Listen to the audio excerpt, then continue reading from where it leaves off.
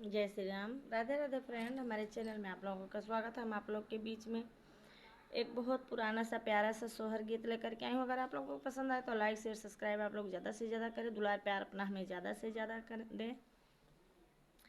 आप लोग लाइक करें, सब्सक्राइब करें, कमेंट बॉक्स में ज़रूर लिखें कि हमारा सोहर गीत आप लोगों को कैसा लगा। चलें सोहर गीत सुने अब।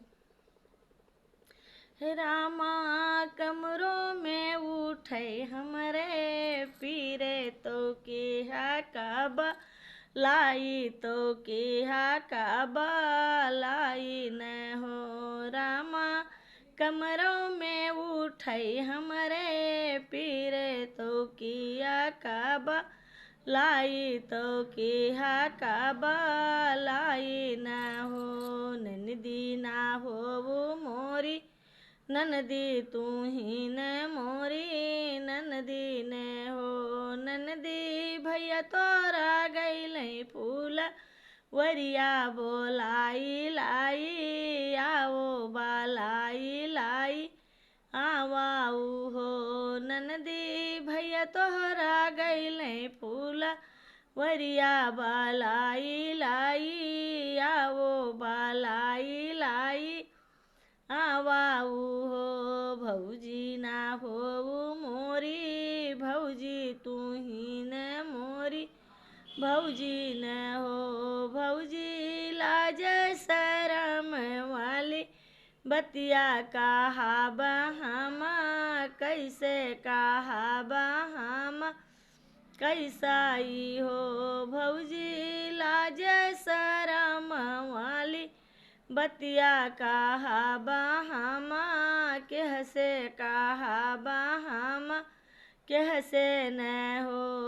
घरवा से चाली है ना नदिया तो पहुँची फूल वरिया तो पहुँची फूल वरिया ना हो। भैया घर तोरा कौनो बाटे काम तो भाऊजी बालावे तो भाऊ जी बालावाई हो। भैया घर तोरा बाटे कौनो काम तो भाऊ जी बालावे तो भाऊ जी बालावाई हो। वहाँ से चाला ले हैं राजा दुआरे आई पहुँचे दुआरे आई पहुँचाई हो। रामा एक पौआ धारा लेवा सरवा दूसरा पौआ अंगना दूसरा पौआ अंगना हो। रामा तीसर पौआ धारे गाजा वो बर कहा वो रानी बियदन कहा वो रानी बियदन हो। रामा तीसर पौआ धारे गाजा वो बर कहा वो रानी बियदन कहा वो रानी बियदानी हो। काऊ कहा मोरे राजा कहा त दुख लागई कहा त दुख लगाई हो। राजा लाज शरम वाली बतिया काहिया हम कैसे काहि न हम कैसाई हो। राजा हंसी हंसी हम से बोलो तो रानी गोहरायो तो रानी गोहराए हो। राजा हंसी हंसी बोले वो बतिया तो रानी गोहरायो तो रानी गोहराए हो। राजा मोरे जियरा पारा लाखा भाड़ तो केहा का बोलाई तो किया का लाई न हो। राजा मोरे जियरा पारा लका भर तो केहा का बोलाई तो किया का बोलाई न हो।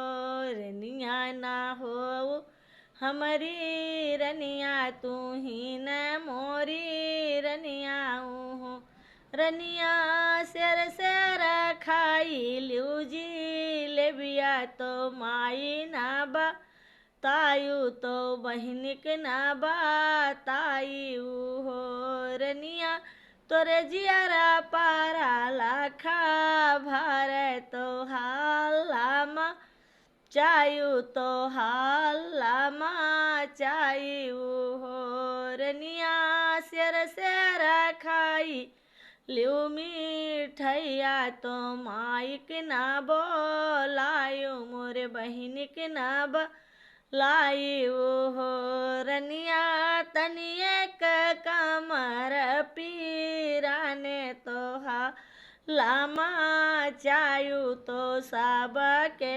बोलायु तो हम कब तायु हो रनिया तनिए के कमर पीराने तो सब का बोलायु तो हालामा चायु हो।